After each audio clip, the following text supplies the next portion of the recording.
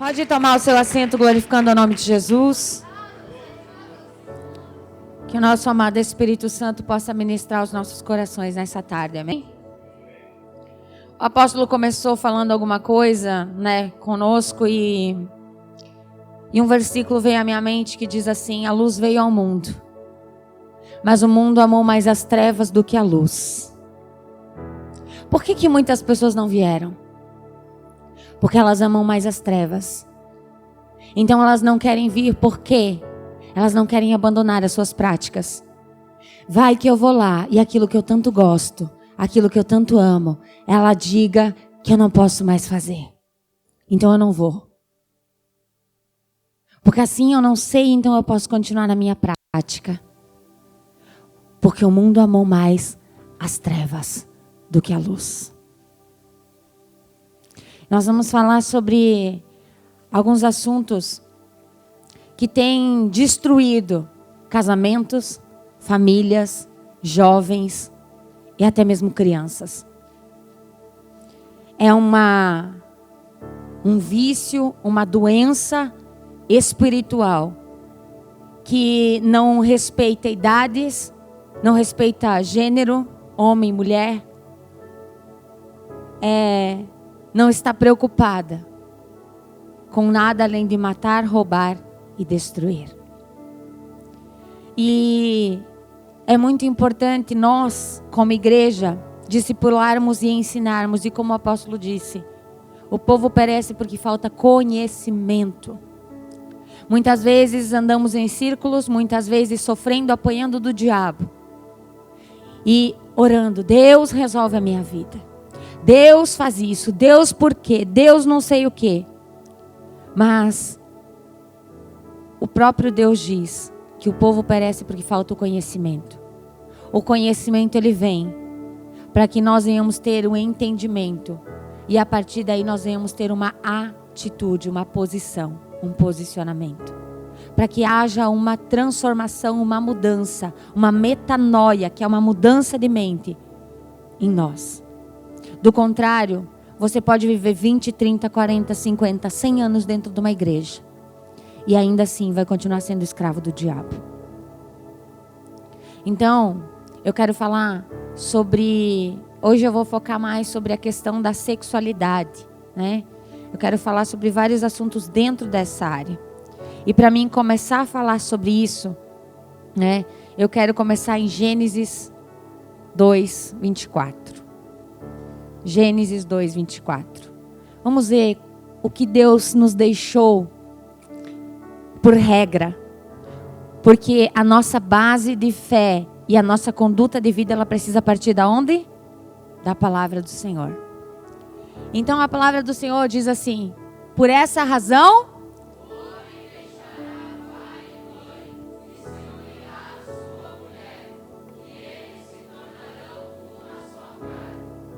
aqui nós temos alguns princípios que precisam ser seguidos, certo? Só que hoje a humanidade e até mesmo as pessoas dentro da igreja, elas têm invertido esse princípio. Eles têm lido dessa maneira. Por essa razão, o homem tornar-se-á uma só carne com a sua esposa ou com a mulher, Não é nem esposa muitas vezes. Não é dessa maneira que hoje temos vivido? Por essa razão, o homem tornará-se uma só carne.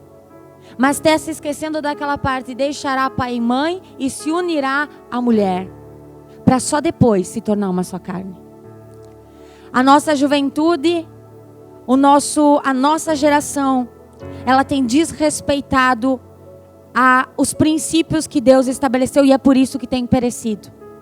Deus disse que antes de eu me unir a uma pessoa, antes de tornar-se uma só carne, isso através do quê? Do ato sexual, do coito. Nós precisamos primeiro cortar os vínculos, o cordão umbilical com o nosso pai, com a nossa mãe. Isso significa que o homem e a mulher, eles precisam sair da casa do pai e da mãe. Eles precisam se desligar, de maneira física e também emocional ou espiritual, para que ele possa se ligar à sua esposa, para que a esposa possa se ligar ao seu marido. Um homem dependente do pai e da mãe, uma mulher dependente do pai e da mãe, ela não vai conseguir se unir ao seu cônjuge. Ela não vai conseguir ter um relacionamento saudável.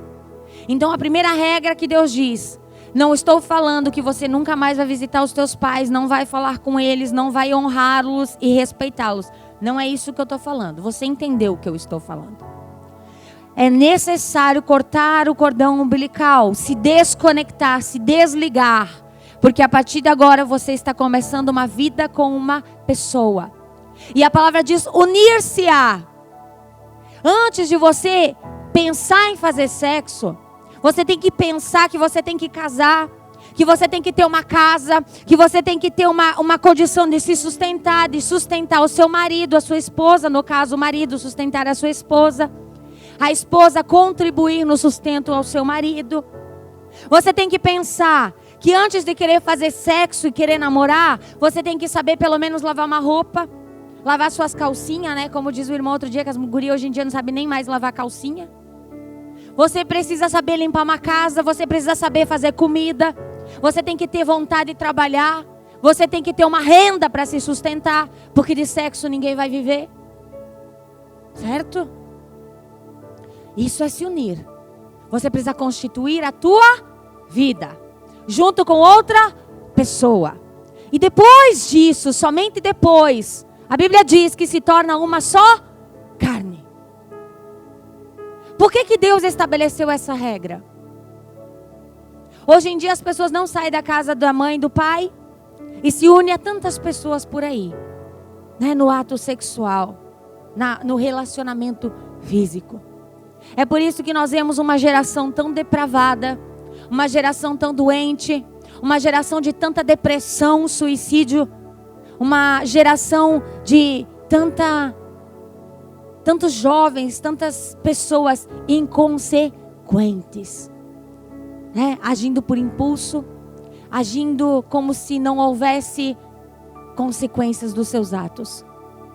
Tantas pessoas sem identidade, não sabem mais nem quem são, não sabem se são homem, se são mulher, se são cachorro, se são dinossauro, se são ser humano, se são criança, adolescente ou adulto. Nós não temos visto isso aí fora? Pessoas que se denominam animal, pessoas que se denominam crianças mesmo sendo adultas, pessoas que se denominam mulher, mas não são, se denominam homem, mas não são, porque não nasceram assim. O seu corpo físico não condiz com aquilo que a pessoa declara. Por que essas coisas acontecem?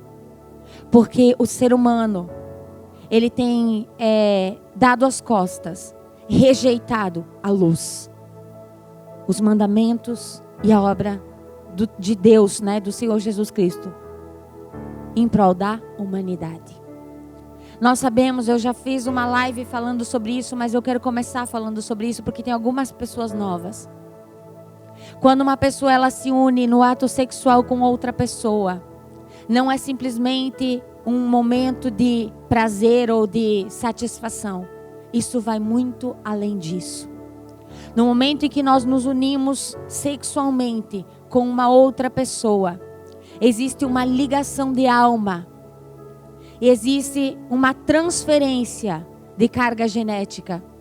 Ou seja, espiritualmente falando, quando você se une sexualmente com outra pessoa, a palavra diz, uma só carne. Quer dizer que existe uma conexão, uma ligação na carne, na alma e no espírito. Significa que quando eu me relaciono com uma outra pessoa, uma parte da alma dessa pessoa fica ligada à minha alma e uma parte da minha alma vai ficar ligada à alma dessa pessoa. É por isso que algumas pessoas, mesmo depois de alguns anos, casadas com filhos, no momento da relação sexual com o seu cônjuge, ainda tem lembranças de uma pessoa do passado. Uma pessoa que não deu certo, uma pessoa que você deixou porque te fazia mal, porque você não amava. Mas você lembra daquela pessoa como se fosse a melhor coisa e como você quisesse estar com ela novamente. Por quê? Porque aquele fragmento de alma, aquele pedaço de alma está clamando dentro de você.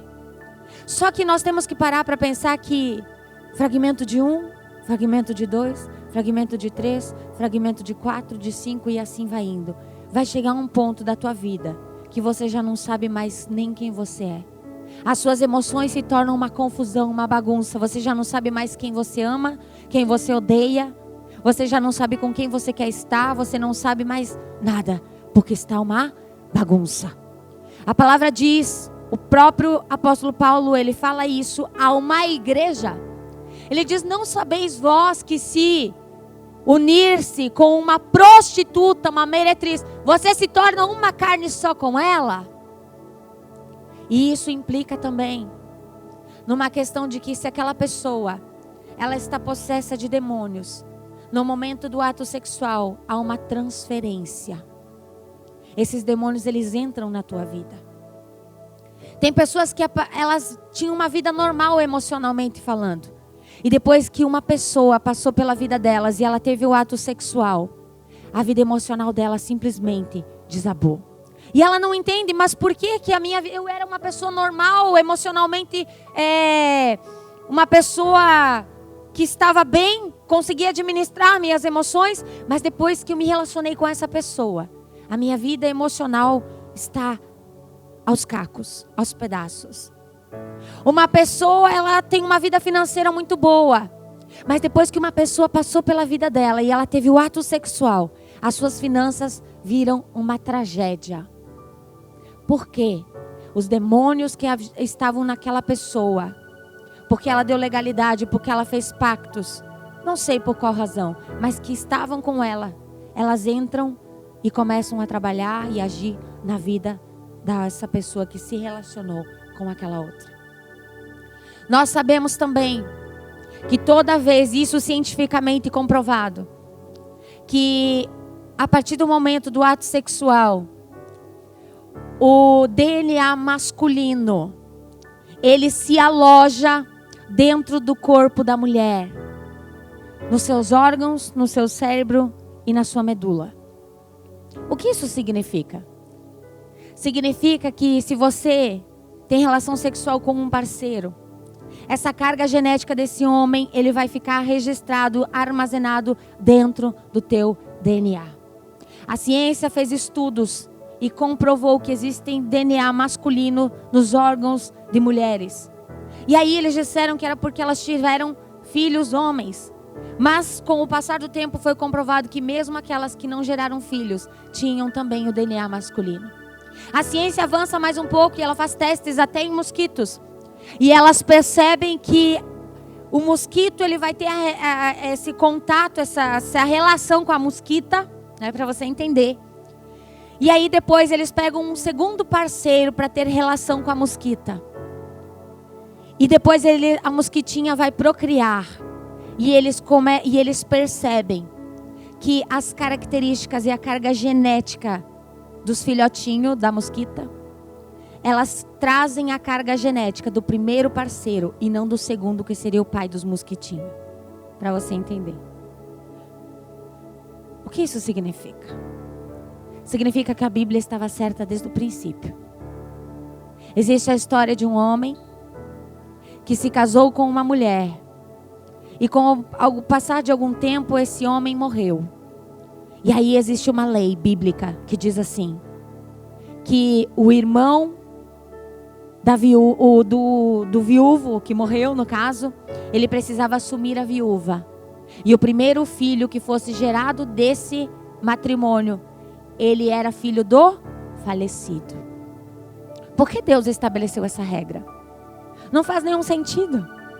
Por que o primeiro filho daquele casal, sendo gerado por aquele homem, ele seria considerado filho do morto? Por causa da carga genética. Que está onde? Na medula da mulher e que é transferida para o bebê. E essa criança, ela nasce então com toda essa carga genética, DNA, do primeiro parceiro. E eu pergunto para você, quantos parceiros você já teve? O teu filho primogênito, quem tem filhos, ele é filho de qual pai? Você, quem é o teu pai será? E quem você quer que seja o pai dos teus filhos? Você que ainda não teve relações sexuais. Isso implica numa questão física e espiritual. Você consegue entender? E é por isso que Deus diz que nós precisamos nos unir a uma pessoa. Apenas. E a única condição de separação é a morte. Por quê? Você lembra quando Caim matou Abel? E Deus disse: o sangue do teu irmão, ele clama da terra. Isso tudo que eu falei até agora foi a respeito das meninas, certo? E agora vamos para os meninos. O sangue do teu irmão clama da terra. Você sabia que o esperma ali é sangue branco, porque não tem enzimas que o tornam vermelho, mas é sangue. A Bíblia diz que a vida está no sangue. Então, é sangue. E a mulher, o ser humano, é a terra. Quando você tem várias parceiras, esse sangue, ele continua clamando de dentro da terra por você. É por isso que tem muitos homens que não conseguem ter sossego, não conseguem ter paz. A cabeça é aquele turbilhão de pensamento, e pensando em mulheres, e pensando nas parceiras, e porque esse sangue não te traz paz, não te traz sossego, porque ele está clamando.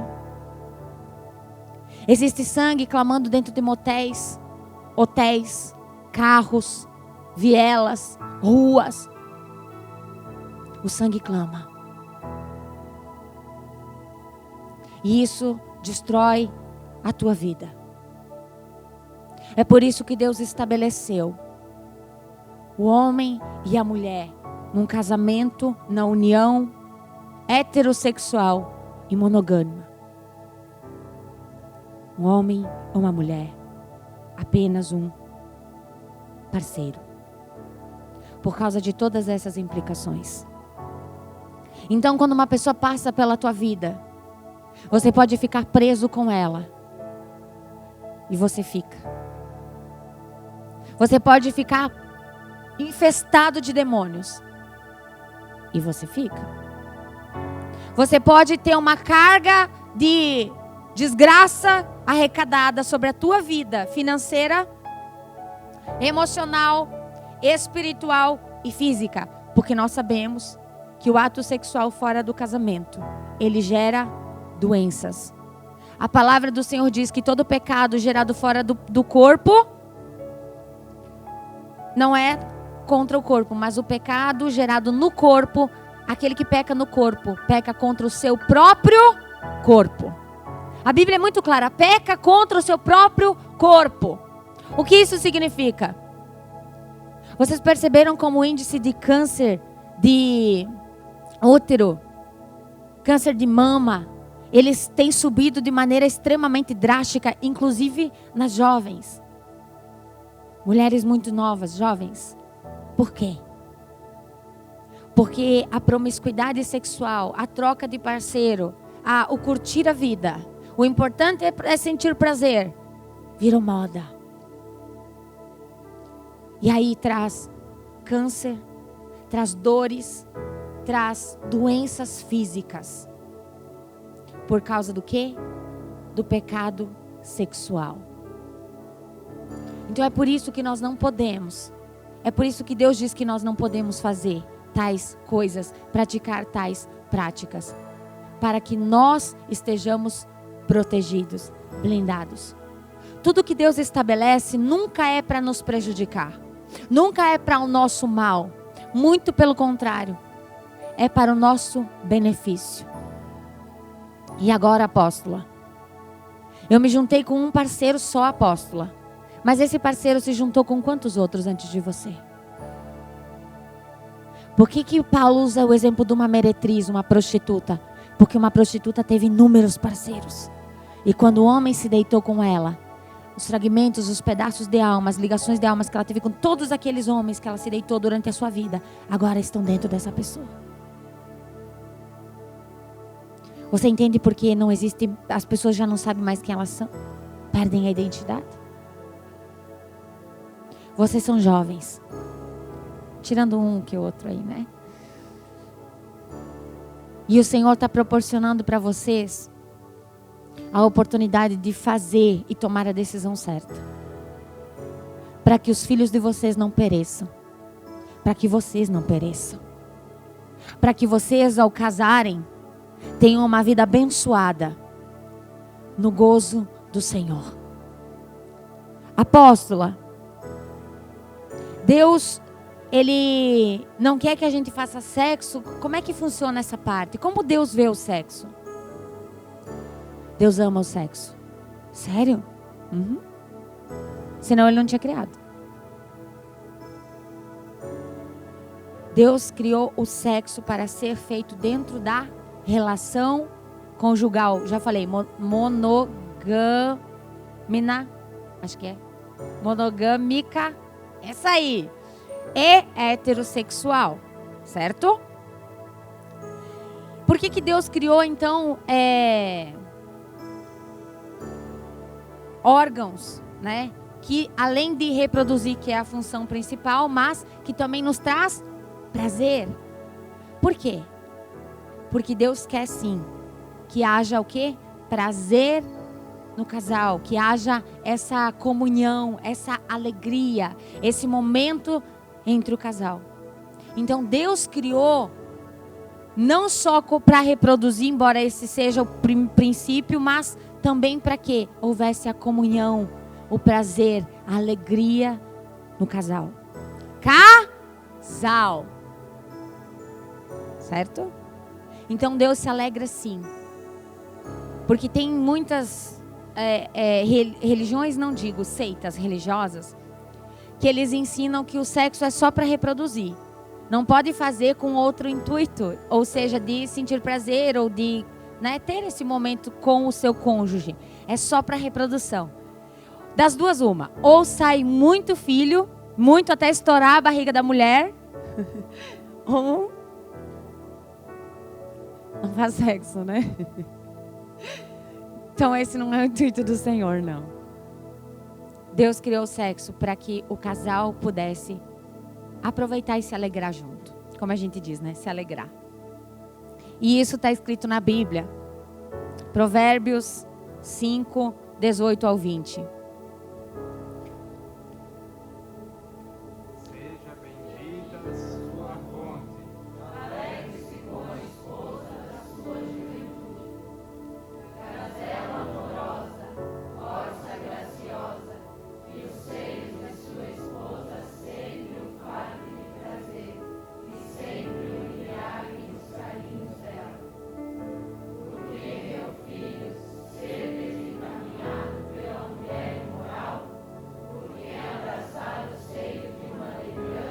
Até aí tá bom.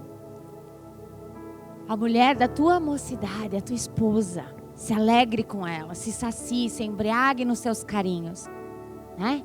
Para que buscar aquilo que é imoral? O que é imoral? Você sabe? Alguém sabe o que é imoral? Então vamos falar sobre o que é moral e sobre o que é imoral. Coloca para nós 1 Tessalonicenses 4, vamos ler do 3 ao 8, Deus falando mais um pouquinho. Olha esse Deus. Isso aqui é a instrução para quem? Igreja. Não quer dizer que havia uma necessidade de ensinar e instruir a igreja sobre a questão sexual também. Vamos lá.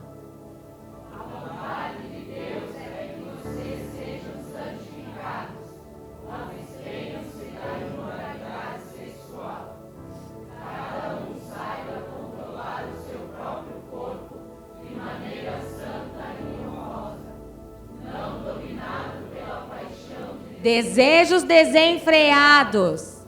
Como os pagãos que desconhecem a Deus. Nesse assunto, ninguém prejudique seu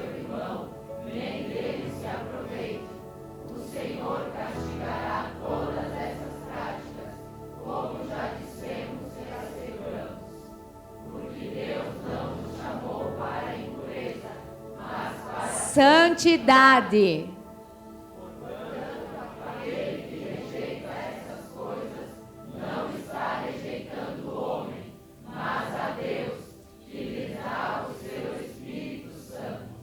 Uau! Está rejeitando a quem? A Deus.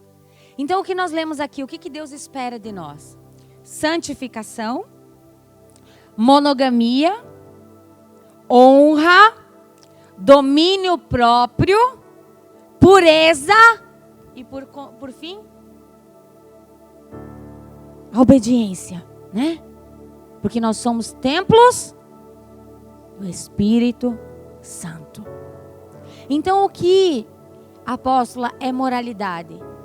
Vai se encaixar dentro disso. Santidade, honra, domínio próprio e santificação. Então eu vou ler para vocês Hebreus 13:14. Vamos lá. Leiam, por favor. Pois não temos aqui nenhuma cidade permanente, mas buscamos a que há de vir. Por meio de Jesus, portanto, ofereçamos continuamente a 13:4. 4. casamento deve ser honrado por todos, o leito conjugal considerado puro, pois Deus julgará os imorais e os adúlteros. Uau! O casamento deve ser honrado. O leito conjugal, né? O ato em si, ele precisa ser conservado puro. Porque os imorais e os adúlteros, isso não agrada a Deus. Certo? Então existe uma moral que Deus estabeleceu. Existem regras, sim. Não é entre quatro paredes, eu posso fazer o que eu quiser. Ou escondido, eu posso fazer o que eu quiser. Pro caso dos solteiros, né? Não é assim que funciona. Nós lemos Tessalonicenses, nós lemos Hebreus. E tem muitos outros versículos, mas eu peguei só alguns para não ir muito longe. Eu vou dizer para vocês o que é moral. Moral é... Presta atenção, eu vou ler, tá? Todo cristão ele precisa ser moral e sexualmente puro diante de Deus e da sociedade. A palavra moral do dicionário Caldas Aulet significa conjunto de regras de conduta, ou seja, de práticas, inerente ao espírito humano, ou seja, está ligado ao espírito humano. Aplicáveis de modo absoluto para qualquer tempo e lugar. Ou a grupo ou pessoa determinada. Isso quer dizer que influencia todo um grupo, não apenas só uma pessoa. Conjunto de regras e princípios de decência que orientam a conduta dos indivíduos de um grupo social ou da sociedade. Quer dizer que isso influencia a sociedade também. E nós temos visto que a imoralidade influencia muito a sociedade, né? Que demonstra decência e integridade, o que é moral. Nós vemos que ser moral está baseado em um conjunto de regras de conduta e que isso é próprio do nosso espírito, certo? Ou seja, já veio em nós. Aquilo que é moral já veio em nós, porque se vem do espírito, o espírito vem de quem? De Deus. Então quer dizer que tudo que é moral já está em nós, certo? Porque veio de Deus. A moral é algo dado por nós, por Deus, desde a nossa formação no ventre materno, tá? A moral ela tem de ser aplicada em qualquer espaço de tempo, tá? Desde a infância até a idade avançada. Em qualquer cultura. Ou seja, eu vou lá para um país que eu posso ter 5 esposas. Eu vou ter 5 esposas? Não, por causa da minha moralidade. Por causa daquilo que Deus colocou em mim. Por causa da palavra de Deus. Eu continuo vivendo a monogamia. Certo? Ela é um conjunto de regras e princípios de decência. Daquilo que é decente. Que orienta uma conduta de indivíduos de um grupo social. Nós fazemos parte do grupo social da onde? Do reino de Deus. Esse é o nosso grupo social. O nosso grupo social não é o mundo. Não é a terra, não é o sistema, mas é o próprio Deus, é o céu. Esse é o nosso grupo social. Onde a nossa mente tem de ser libertada dos velhos padrões mundanos e renovada conforme a palavra de Deus. A palavra de Deus é a regra que conduz a nossa moral. Ou seja, o que é moralidade? É viver segundo a regra que já foi estabelecida desde o princípio e a qual já foi colocada dentro de mim. Lembra que Jó, ele fala que ele não iria corromper, ele não iria trair, quebrar o pacto que ele tinha feito com seus olhos, olhando para uma virgem. Porque havia moral. Algo que veio nele, do próprio Deus. Então ele sabia que ele não podia olhar e desejar uma virgem. Porque ele era um homem casado. E nós sabemos que o pecado sexual, ele não se limita unicamente à prática em si, mas ao desejo. Quando eu olho e eu desejo, a pessoa já pecou. Ela já adulterou, ela já fornicou, ela já se prostituiu. No momento que ela desejou, que ela olhou com segundas intenções, que ela planejou na sua mente, isso chama-se iniquidade. Isso também é pecado. Tem muitas pessoas que elas até podem não fazer na prática, mas elas ficam fantasiando situações. Elas fantasiam um encontro, elas fantasiam uma prática, elas fantasiam um relacionamento sexual com uma outra pessoa. E elas acham que pelo fato delas não praticarem, isso não é pecado. Isso é pecado. Jesus não disse que apenas olhar a mulher e desejar, isso já era adultério? Então significa que quando eu penso, quando eu olho, quando eu desejo, eu já pequei. Então isso é o que é moral. É eu viver segundo aquilo que Deus estabeleceu. E qual é a regra de Deus, apóstola? Gênesis 1:28. Vamos ver o que Deus estabeleceu?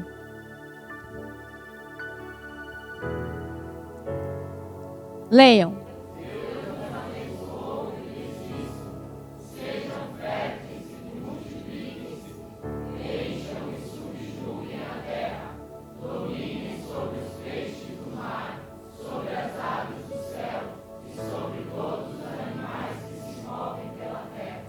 Então quer dizer que Deus abençoou o homem e a mulher para quê?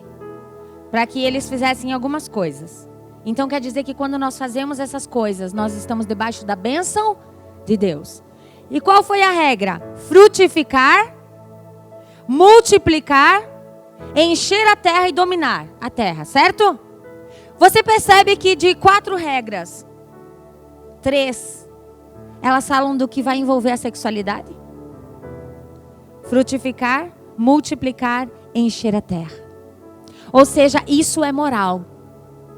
Isso é o que agrada a Deus. Você vai multiplicar e frutificar fazendo sexo oral? Anal? Vai? Então será que é moral? Porque a regra é frutificar, a regra é multiplicar, a regra é encher a terra. Isso é moral. E eu consigo fazer o que é moral, então, fazendo aquilo que é antinatural? Não. Credo, apóstolo, nós vamos falar sobre isso? Vamos. Vamos falar sobre isso e mais um pouco ainda, né? Eu vou ensinar para vocês o que é imoral. Eu vou ler aqui de novo. Imoral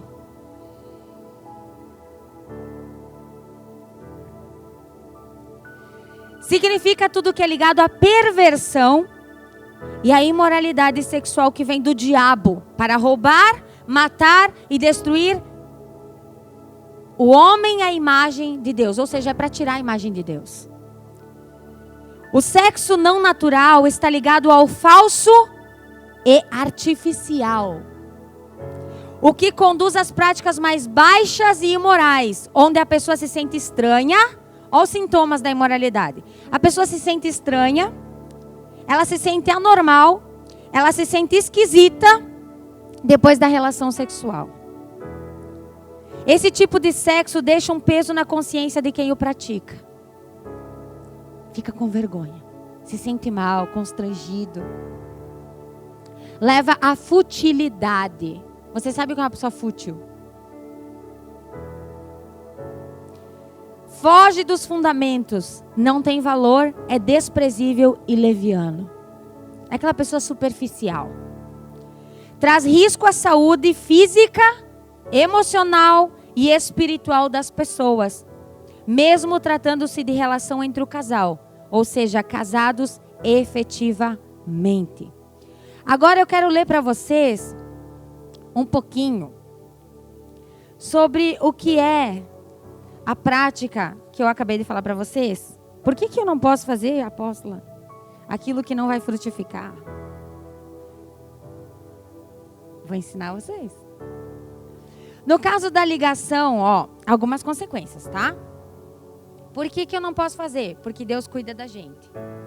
E se está escrito que é imoral, então é imoral. Então não pode. Se é moral, então eu posso. Então nós lemos que é para frutificar, multiplicar e encher a terra. Isso é moral.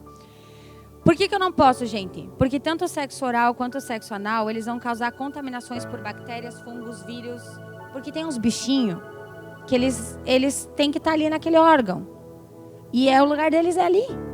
Eles não podem sair dali. Vocês estão entendendo? E aí, que eles existem naturalmente nos órgãos sexuais que migram para o aparelho digestivo, como boca, laringe, faringe, esôfago, estômago. E essa contaminação ela pode provocar vários tipos de doenças, desde herpes até câncer. Ou seja, infecções. Apóstolo, é só ir lá tomar uns... Como é que é aqueles remédios lá para matar as bactérias? Antibiótico? Tá, tudo bem. Vai lá tomar um antibiótico e resolve. Mas e a incidência? Nós sabemos que a incidência vai gerar consequências ainda maiores. No caso da ligação entre o HPV e o câncer de garganta, o vírus se mostrou um fator de muito maior risco do que... por exemplo, o fumo ou o consumo de álcool. Quer dizer que, então, esses vírus, o vírus do HPV, eles foram encontrados na garganta, né, laringe, faringe, nesses lugares. E o índice de câncer causado por fumo ou por álcool, ele é menor do que o índice causado por essas bactérias que estão no lugar errado. Por exemplo, a bactéria H. pylori, sei lá, é de difícil combate. Higiene com água e sabão não elimina a bactéria. Essa bactéria provoca gastrite e outras doenças no estômago. Além de bactérias, há vírus, por exemplo, a herpes, que migram da genitália para a boca por meio do sexo oral.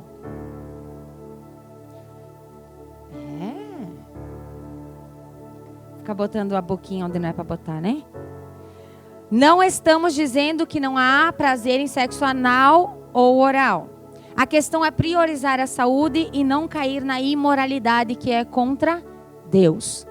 Vai pecar contra Deus. Nós lemos lá que o pecado não era contra o homem, que era contra Deus, certo? Se considerarmos somente a questão do prazer, nós veremos pessoas que praticam atos abomináveis em nome do prazer, por meio dos quais tiveram prazer, certo? Como, por exemplo, bestialidade ou zoofilia, sexo com animais. O incesto, que é sexo entre irmãos, pai e filhos, mãe e filhos. Você sabe o que é incesto, né? Entre pessoas parentes. Ou o sadomasoquismo, que é sexo com agressão física. Mas nem por isso devemos considerar aquelas relações naturais ou adequadas, certo? Você acha adequado esse tipo de coisa que eu acabei de citar? Mas traz prazer? É prazeroso? As pessoas chegam ao orgasmo, as pessoas se saciam? Elas têm um momento de ápice de prazer? Mas é moral? Então quer dizer que a regra não é o prazer. A regra é o que é moral. Certo? É preciso que o casal estabeleça práticas saudáveis, mudança de práticas, o que envolve novas sinapses mentais para o prazer. O nosso cérebro ele é reprogramável. E nós vamos falar sobre isso daqui a pouquinho. Levítico, nós vamos ver a expressão imundo. O que devemos interpretar como contaminação. Quer dizer que aquilo que é imundo, que é imoral, contamina. A mulher em seu período menstrual, ela não tem a secreção protetora do útero, deixando-a vulnerável a contaminações. Por isso que na Bíblia está escrito que durante o período menstrual não pode fazer sexo. Analisando o texto bíblico e conhecendo a vontade de Deus em nos dar vida abundante, nós vemos que o Senhor proíbe a relação sexual no período da menstruação pelo princípio da preservação da saúde. Nós somos seres inteligentes, portanto podemos chegar à conclusão que os termos imundo e impuro, contaminação ou pecado referem-se a práticas que nos levam para um caminho de doenças e por seguinte de morte. E eu quero ler sobre agora, né, as consequências do sexo anal. Gente, vamos lá. Eu vou ler de novo. Segundo a doutora Anete Guimarães, médica especialista em atendimento de pacientes terminais em decorrência da AIDS, verificou que todos os pacientes que praticam o sexo anal apresentaram um quadro de endocardite bacteriana. A anatomia dos órgãos genitais ela é totalmente diferente da anatomia que compõe o aparelho digestivo. Ou seja, o órgão genital ele não foi feito para o intestino. Em outras palavras. No aparelho digestivo, há ácidos que queimam. Porque esses ácidos, eles precisam fazer o quê? Diluir, né, o alimento, certo? Há também o muco seroso, que aumenta o atrito. Nos genitais temos o muco aquoso.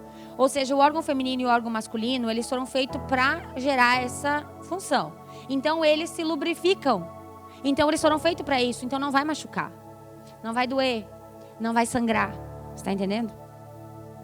Que ameniza o atrito. No ato sexual, o atrito é intenso. Portanto, no sexo anal, onde não há muco aquoso, o atrito provocará sangramentos, ferimentos e ruptura constante, ou seja, vai rasgar.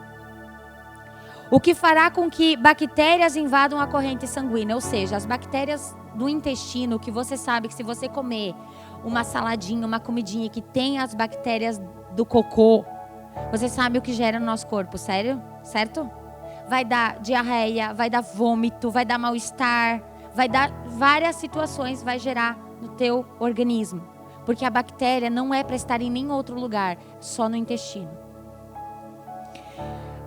E essas bactérias, então, elas vão ir para a corrente sanguínea, porque como tem sangramento, como tem uma ruptura, essas bactérias que é para estarem, elas vão entrar na corrente sanguínea. E as bactérias das fezes caem nas cavidades do coração. Elas vão para lá, elas vão se alojar no coração, provocando endocardite bacteriana. É comum haver insuficiência cardíaca entre homossexuais idosos. Quer dizer que os homossexuais, eles têm muito essa prática, eles vão ter uma incidência de ataque cardíaco, né? Problemas de coração.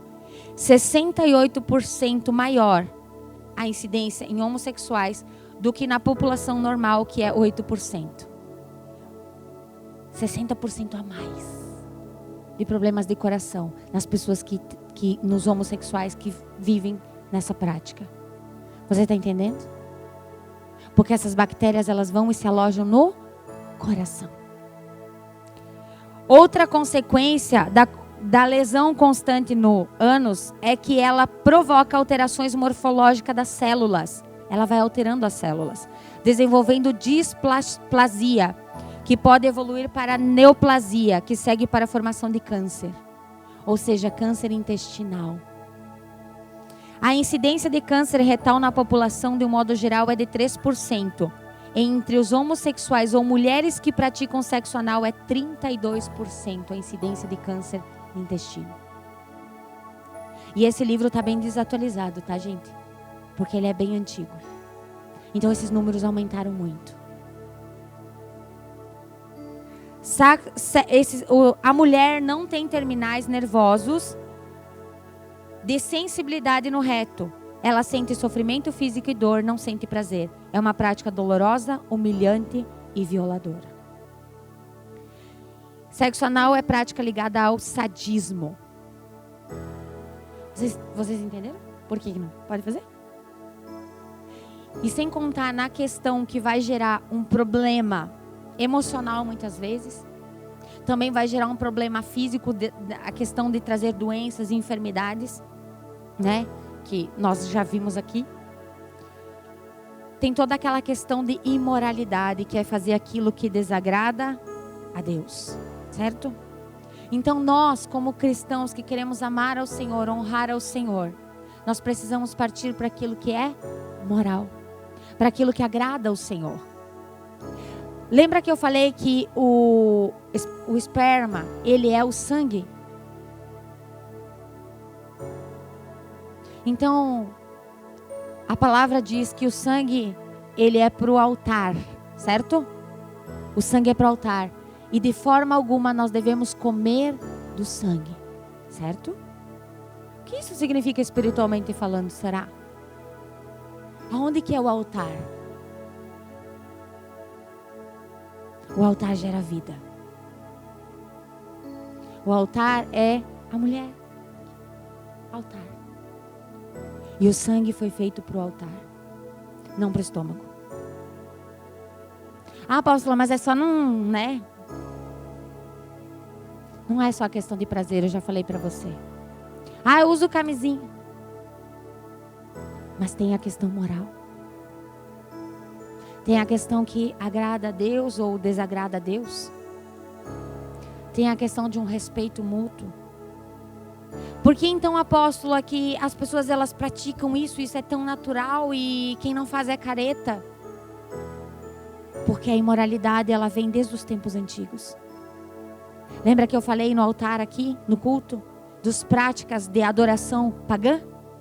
Que as pessoas elas se entregavam à promiscuidade para adorar aquelas entidades? Pois é, Asterote e Baal, eles andam juntos. Baal é do orgulho, Baal é da violência e Asterote é da prostituição, da orgia, de tudo que é perverso. E esses dois espíritos malignos, eles agem desde a antiguidade. E infelizmente hoje eles agem muito dentro da igreja. Aonde muitas vezes homens têm agido assim com suas esposas, pegando um texto bíblico e tirando ele de contexto e dizendo que a mulher tem que ser submissa ao seu marido. Mas o que é submissão? Submissão não é você ter uma escrava sexual dentro de casa. Submissão não é você levar a mulher a fazer práticas que vão trazer benefícios ou prazer para você. Porque a Bíblia também diz que o homem precisa amar a sua esposa e se entregar por ela como Cristo se entregou pela igreja. Então quer dizer que se eu fui programado, meu cérebro foi programado com essas informações, eu posso reprogramá-lo. E toda essa perversão sexual, todo esse desejo insano, ele tem essa fonte espiritual, sim, essa pessoa que ela vive na prática do pecado, naquilo que é imoral. Ela está debaixo da influência de demônios, a Bíblia é muito clara em falar sobre isso. Você quer ver mais um sintoma de uma pessoa que ela está presa na área sexual? Coloca Ezequiel 16, 14 e 15. Podem ler para mim.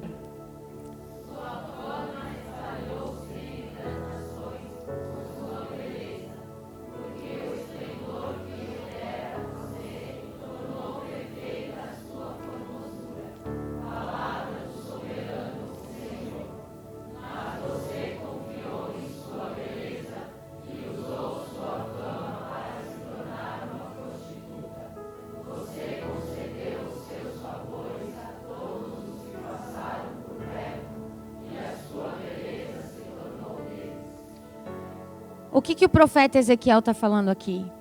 Ele está registrando que a cidade que foi adornada de maneira formosa, e refletia a glória de Deus, de repente confiou em sua própria beleza e prostituiu-se, tornou-se prostituta e adúltera. Por que muitas vezes dentro da igreja tem pessoas que foram adornadas com a glória de Deus? Tem pessoas que elas recebem dons, elas louvam tão bonito, têm a presença de Deus, elas pregam tão bem. Elas são pessoas que elas refletem a glória de Deus, mas o culto a si mesmo, o culto ao corpo, à beleza, aos dons, conduz essa pessoa à prostituição e ao adultério.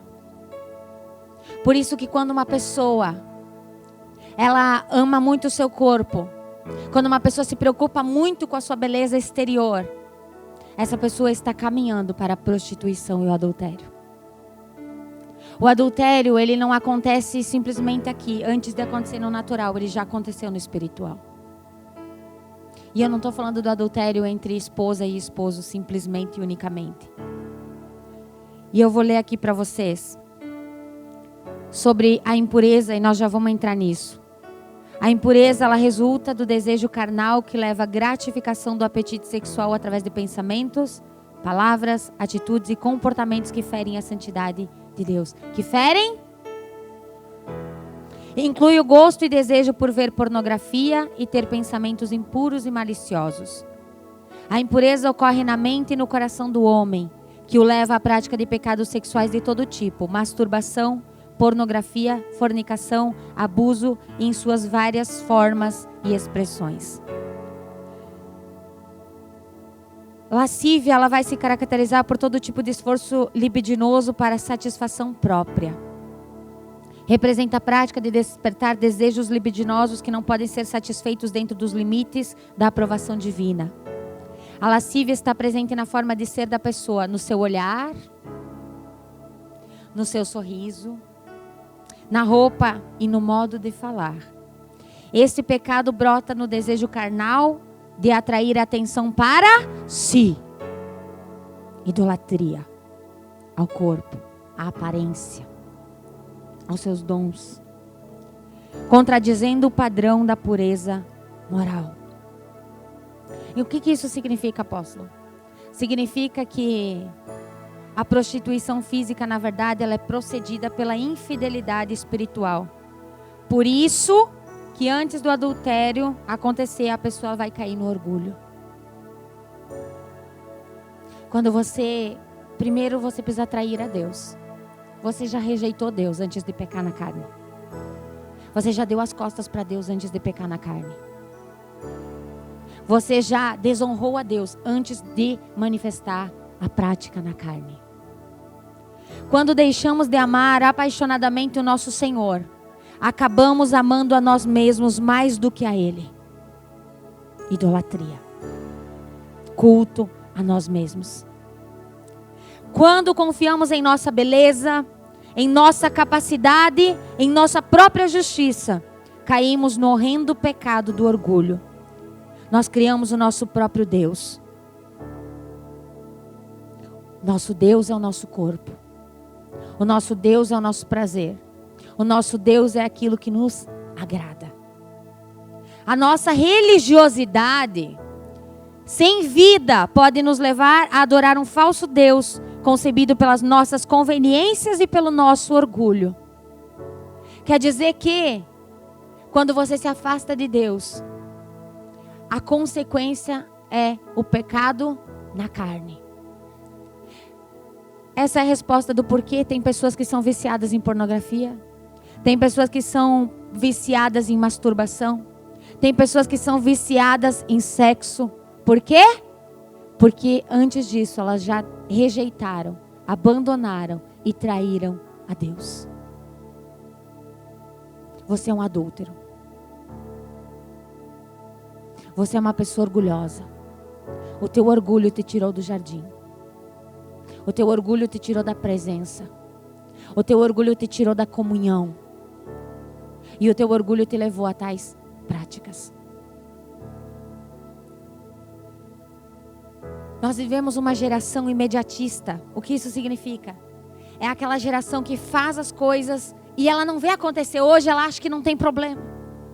Ah, eu fui lá e eu me masturbei e não aconteceu nada. Tá tudo bem. Ah, eu olhei umas fotinhos ali, uma pornografia, um videozinho. E tá tudo bem, não aconteceu nada. Porque é uma geração imediatista. Faz agora e quer ver o resultado agora.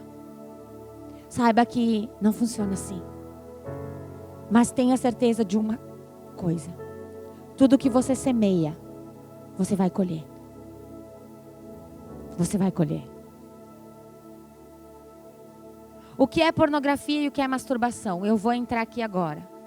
A pornografia é a pessoa estimular-se com o que vê, através de imagens, revistas, fotos ou filmes ou sites, né, pornográficos. Imagens que ela vai ver. Excitando-se sexualmente. Essa prática vicia, torna a pessoa dependente disso, né, desses meios.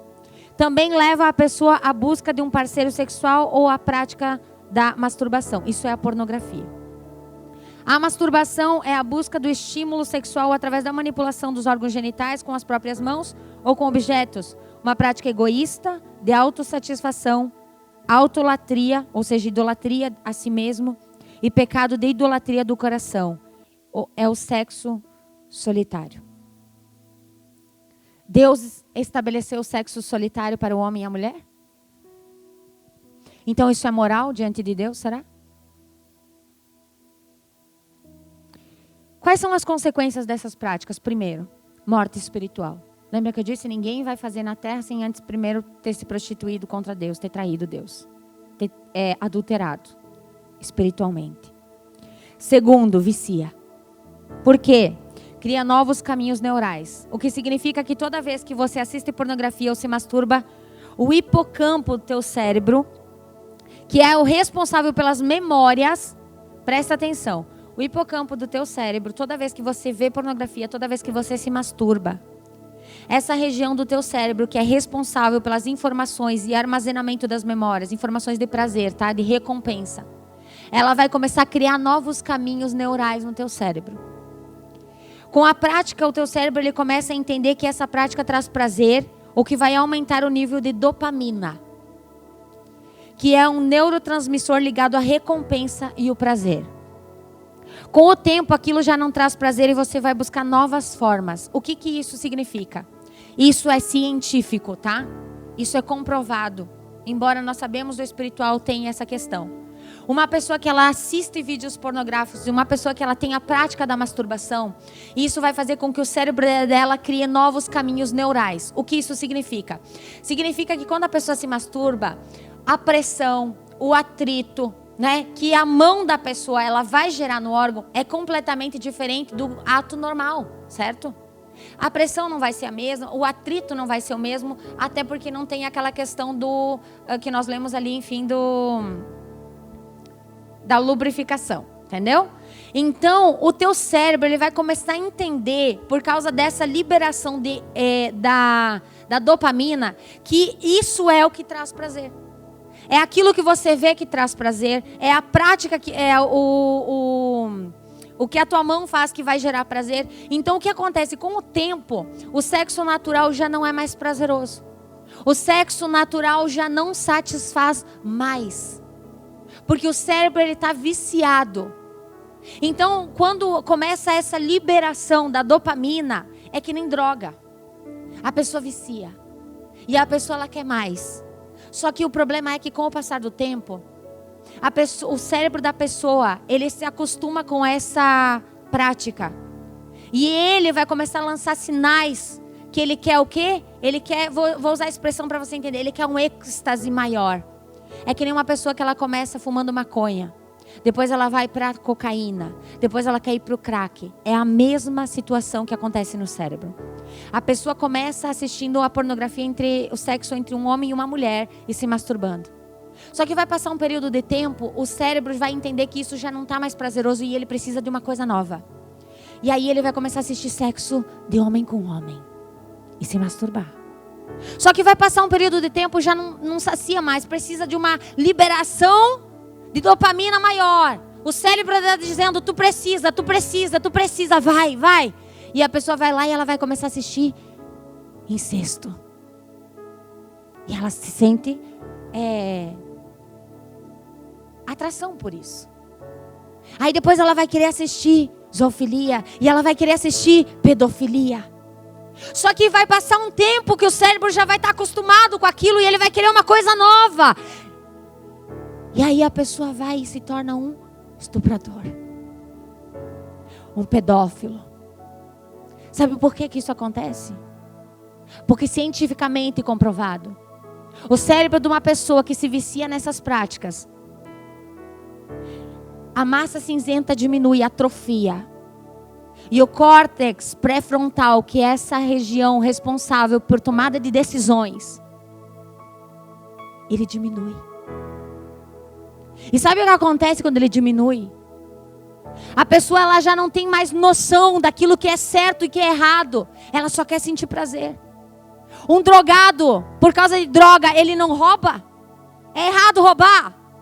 Ele mata. É errado matar. E uma pessoa viciada em pornografia, uma pessoa viciada em masturbação, com o passar do tempo, ela já não vai mais saber qual é o limite entre o assistir e o fazer na prática. Então ela gosta de pedofilia, ela vai estuprar a criança. Ela gosta de ver sexo com animais, porque dá prazer, ela vai pegar e vai ter sexo com animais na prática. É isso que acontece.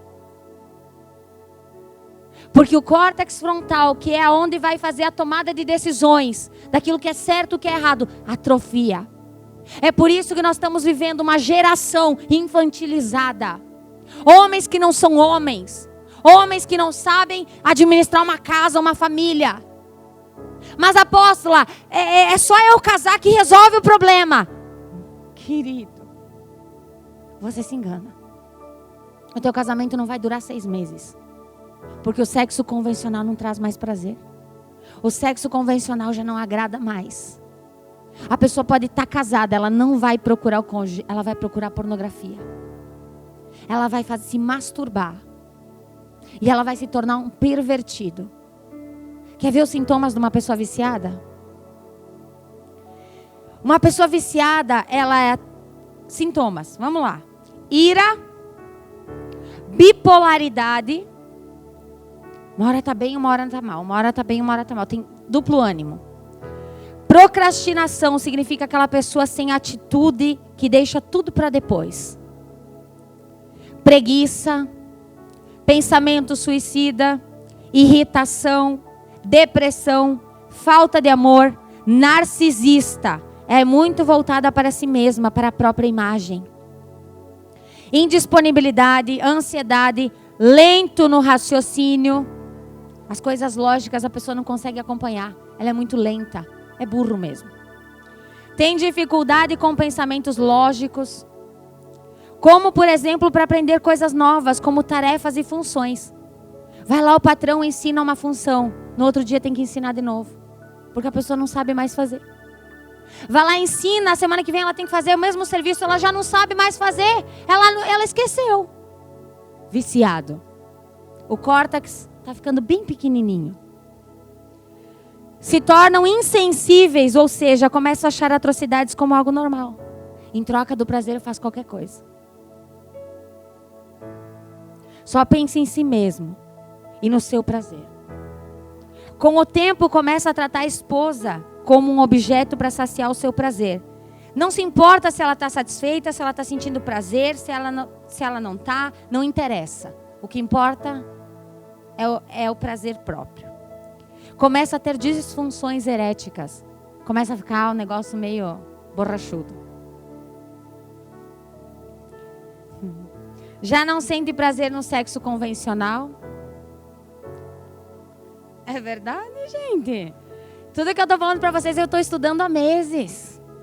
E eu ouvi muitos testemunhos.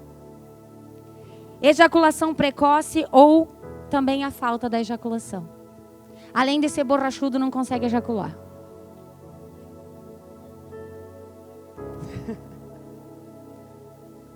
Vocês riem, mas, gente, é muito sério. Vocês não têm noção o índice disso.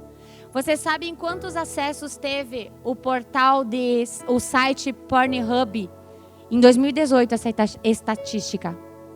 Só no ano de 2018, 34 bilhões. Bilhões de acessos. Vocês têm noção do que isso significa? Depois da pandemia, teve, se eu não me engano, foi 600% de aumento. Vocês têm noção? Sabe com que idade as crianças, as nossas crianças, os filhos de vocês, estão tendo acesso à pornografia? E iniciando nessa vida? Aos 6 anos de idade. Como? Com o celularzinho que os pais dão na mão deles. Você vai lá e faz uma pesquisa, Branca de Neve. Puxa um filme pornográfico. E aí as crianças vão procurar um desenho. E tem o desenho da Branca de Neve, mas quando entra, é um filme pornográfico. E não precisa nem ser um filme pornográfico. As nossas crianças, elas estão tendo acesso à pornografia dentro de casa. Quando os pais fazem coisas na frente dos filhos. E não se importam se a criança está vendo ou não. Está dormindo. É comprovado que se a criança estiver dormindo e os pais estiverem fazendo sexo, a criança ao acordar, ela não vai fazer barulho. Ela vai ficar quieta escutando. Ela não vai se manifestar. Ela vai ficar ouvindo. Porque ela não sabe o que está acontecendo. Então ela fica parada para ver o que está acontecendo. E as crianças estão tendo acesso às práticas sexuais dentro de casa. Sabe outra maneira? Netflix, novela, filme, seriado. Eu escutei o testemunho de um menino, que hoje é um homem, com 12 anos de idade, na época ainda dos videocassete. Lembra que a gente ia alugar as fitas? Não sei vocês, mas eu na minha época eu já fazia isso. Alguns aí também, né? Outros nem sabem o que é isso, mas tudo bem. Nós ia lá, alugava a fita e assistia, né? Então ele conta que aos 12 anos ele fez isso. E nesse filme tinha uma cena de sexo. Não mostrava o ato em si. Só aparecia da cintura para cima. Mas ele foi para casa ou para o seu quarto, enfim. E ele começou a pensar e lembrar daquela cena. E ele começou a ficar excitado. E aí ele se masturbou. E depois ele procurou ver mais cenas para ficar excitado. E aí ele se masturbou. E o que aconteceu com esse menino de 12 anos? Viciou. Porque o cérebro dele entendia que ele precisava daquilo. E aí ele se tornou um viciado. E aí ele estava no altar da igreja, levita. E ele saía da igreja e ia para um motel. Fornicar. E antes de subir no altar, se masturbava. E assim ele passou por muitos anos da vida dele. Até que um dia, já na fase adulta, ele se pegou assistindo um filme de sexo de uma mulher com um animal. E ele disse que ele ficou excitado olhando aquilo. E disse que naquele momento, ele parou e ele disse: meu Deus, o que eu estou fazendo? O que está acontecendo comigo? Eu me tornei um monstro. E ele saiu correndo e foi para o banheiro tomar banho. E ele disse que ele pegava a esponja e se esfregava para tirar a sujeira. E ele chorava e se esfregava e ele dizia: Senhor, eu não aceito mais isso aqui. E aquele dia ele tomou uma decisão na vida dele. De confessar o seu pecado, trazer à luz aquilo que estava em oculto. E nunca mais viver essa prática. Foi fácil? Não. Porque é só parar, apóstola, está tudo resolvido. Não. Lembra? O teu cérebro criou caminhos. E o teu cérebro vai continuar querendo que você volte para a prática. Porque o teu cérebro vai continuar dizendo: vai, vai, vai, eu preciso, lembra do prazer. Lembra, vai. Só que são 18 segundos para lutar contra essa voz. Aquilo que o apóstolo falou. São 18 segundos onde você precisa levar os teus pensamentos cativos ao trono de Yeshua HaMashiach. Depois de 18 segundos, o nível de dopamina que é liberado no cérebro já não consegue mais controle. Então são 18 segundos que ainda é controlável o nível de dopamina que é liberado no cérebro. Então esses 18 segundos que veio a vontade, que veio o desejo, a pessoa precisa levar os pensamentos a Cristo. E o que mais, apóstolo? Precisa começar a criar novos caminhos neurais. Como? Romanos 12, 2. Do 1 pode ser, Romanos 12, 1.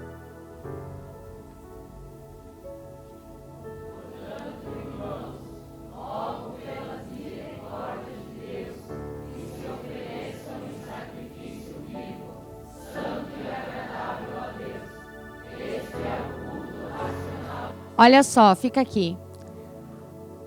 Diz que nós precisamos oferecer ao Senhor o nosso vivo. Coloca a versão... Coloca a King James, deixa eu ver como que tá. Aqui, essa que eu quero. O que está escrito? Portanto, caros irmãos...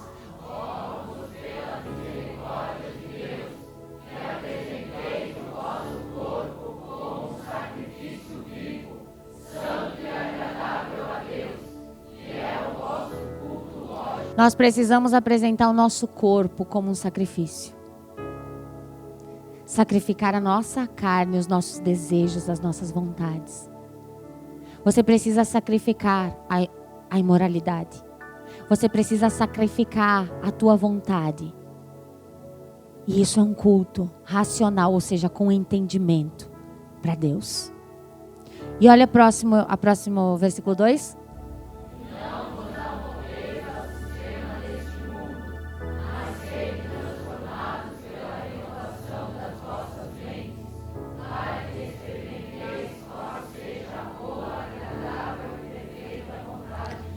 O Senhor disse que nós precisamos renovar a nossa mente. Isso é possível. A ciência também fala sobre isso. Eu assisti um filme outro dia, e é um filme verídico, onde um neurocirurgião, ele vai fazer uma cirurgia numa criança, e ali eu fiquei sabendo que eu não sabia que isso existia. O lado esquerdo do cérebro dessa criança, ele atacava o lado direito e ela tinha convulsões, ela não vivia. E aí ele vai tirar a parte do lado esquerdo do cérebro e ele diz que nas crianças acontece algo milagroso. O cérebro se regenera. Falei, nossa, sério? Meu Deus. O cérebro se regenera. Então, o que isso significa? Significa que a parte, digamos, da visão, ela pode ter sido afetada. Mas a outra parte do cérebro, ela começa a se modificar, a se moldar, a se renovar, para que ela possa suprir aquela debilidade das crianças. Só que nós sabemos, nós adultos, que o nosso cérebro ele pode ser recodificado. Como? E você não tem como apagar da tua memória aquilo que você fez, aquilo que você viu. Tem? Não tem. Só que nós podemos colocar novas informações, porque nós temos o poder de aprendizagem, certo? Isso é o quê? Trazer novas informações para o nosso cérebro. Então você trouxe um monte de informação deturbada, contaminada, imoral, prejudicial à sua vida. Então como que eu vou renovar o meu entendimento? Trazendo novas informações agora. O que eu estou fazendo com vocês hoje é trazendo informações para vocês. E está nas mãos de vocês a decisão do que vocês vão fazer ou deixar de fazer com essas informações. Só que se você quer renovar o teu entendimento, o que você vai fazer? Você precisa começar a colocar a palavra de Deus. Você precisa colocar a comunhão com Deus. É por isso que você tem que jejuar, é por isso que você tem que orar, é por isso que você tem que recitar, memorizar versículos bíblicos. É por isso que você precisa adorar o Senhor. Você precisa construir um novo caminho neural na tua mente. Você antes de vir para a igreja não tinha coisas que você praticava, que você amava, que te trazia prazer. E com o conhecimento e com a comunhão com Deus você foi deixando de lado e hoje já não sente mais falta? Sim ou não? É a mesma coisa. É igual renovação da vossa mente. Só que sabe qual que é o problema da igreja? Que lá no mundo ela é viciada e tem em muitas práticas pecaminosas. E aí vem dentro da igreja e para aquelas práticas. Só que ela procura novas para substituir as antigas. Uma pessoa que foi viciada em droga, por exemplo. É muito comum ela cair no vício da pornografia e da masturbação. Ela só está substituindo o vício. Não é liberto. Só está substituindo. É por isso que tem que renovar. É possível. Ainda mais quando nós temos o Senhor. Então, quando um homem que ele tem esses vícios, ele casa, ele vai levar isso para dentro do casamento. o casamento vai virar um inferno.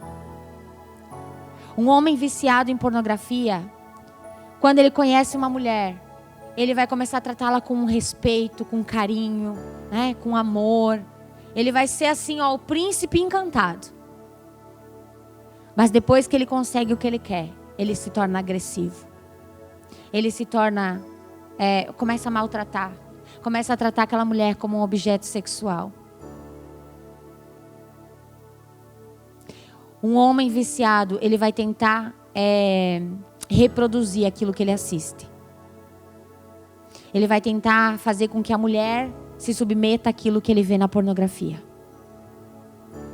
E aí ele vai começar a tratar a mulher como um pedaço de carne. Um objeto de satisfação. Vocês querem casar com um homem viciado?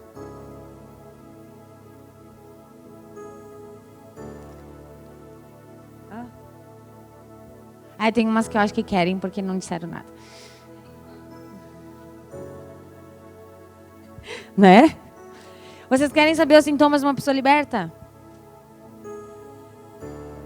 Sim. Uma pessoa liberta, ela procura a esposa para satisfazer os seus desejos sexuais. Não trata a esposa como um pedaço de carne, mas sim com amor. Ele se preocupa se está agradável, se está bom. Ele vai tratar ela com carinho e com amor, porque ele sabe que depois vai ter uma recompensa. Né? Ele é amoroso. A pessoa que resolve os problemas não deixa para amanhã. Então é aquela pessoa fata fora. Né? Ela tem um alto desempenho sexual com a esposa. A coisa não fica borrachuda, gente. Glória a Deus. Mansidão. É um homem manso, passivo, calmo e não é bipolar. Ele é uma pessoa alegre. Ele tem um alto desenvolvimento no trabalho. Uma pessoa viciada, gente, ela não consegue avançar nem na sua vida no trabalho. Ele não consegue. E isso vai acarretar também problemas financeiros. Porque uma pessoa que não se desenvolve na sua profissão, ela também não vai desenvolver nas suas finanças, certo? Vocês percebem como nós estamos vendo uma geração que não presta nem para trabalhar? Sério, gente, eu não estou brincando. Uma geração que não trabalha, não tem vontade, não consegue ficar num emprego. Uma geração que não consegue aprender uma função e executar ela com excelência. Uma geração que fica andando em círculos. Uma geração que não consegue se concentrar para nada. Preguiçosa. Por que você acha? Porque estão cativos debaixo desse jugo e dessa escravidão. Estão presos num lugar do inferno. Porque são escravos do diabo. Culto ao próprio corpo, culto ao prazer. Estão sendo escravizados. Aí vem para a igreja, dorme na cadeira. Não consegue prestar atenção em nada. Você acha que quem fica dormindo no banco é por quê? Porque de madrugada fica olhando pornografia, fica se masturbando. Aí quando começa a ouvir a palavra de Deus, não consegue ficar com os olhos abertos. Viciados. Comece a observar os irmãos dentro da igreja e vocês vão perceber. Uma pessoa liberta, ela tem comunhão com Deus.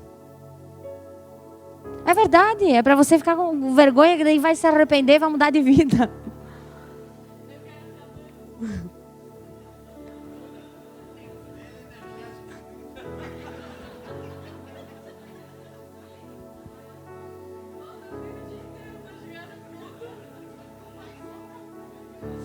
Gente, a única maneira de ser liberto é trazer as coisas à luz.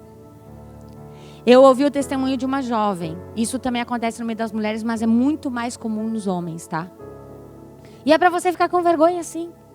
Porque se a gente não fica com vergonha, a gente não quer mudar. A gente fica confortável. E quando a gente fica com vergonha, a gente muda. Muda ou não muda? Então é para ficar com vergonha mesmo. E essa jovem, ela conta o testemunho dela, de que ela ia para a igreja e ela já estava no ministério, estava fazendo coisas dentro da igreja. E aí ela ia só escondidinho, pediu para uma irmã, ora comigo, me ajuda, conversa comigo. Só que ela não contava o que ela fazia, ela contava só um pouquinho. Ela escondia boa parte do que ela fazia. Então a irmã, coitada, orava com ela, fazia tudo, tentava ajudar ela. Mas ela era uma sem vergonha. Ela não queria largar o pecado. Ela não queria mudar. E aí ela diz que um dia ela teve assim um confronto que ela falou: meu Deus, o que eu estou fazendo? E aí ela foi, chamou seus líderes e ela botou tudo, trouxe tudo à luz. Diga o que aconteceu. Ela passou a maior vergonha. Porque pensa, tu trazer a luz. Como é que abriu o bueiro, né, apóstola? A boca de lobo. Ela disse que ela passou muita vergonha, que aquilo foi humilhante para ela. Mas isso mostrou que realmente ela queria mudar. Isso foi a posição, o primeiro passo. Foi a posição que ela tomou. E depois disso, ela disse: agora eu quero mudar. Decisão. Só que ela precisou fazer o quê? Passar vergonha. Então vocês entenderam? Casar não vai resolver o problema. Continuar na prática fingindo que está tudo bem não vai resolver. Ah, apóstolo, eu faço só de vez em quando. Queridinho, o alcoólatra, ele não começou bebendo todos os dias. Ele começou aos pouquinhos e se tornou um alcoólatra.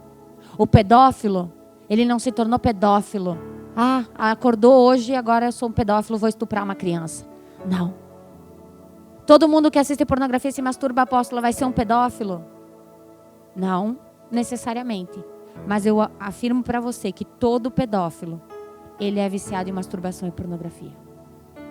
Todo. É esse caminho que vocês querem para a vida de vocês?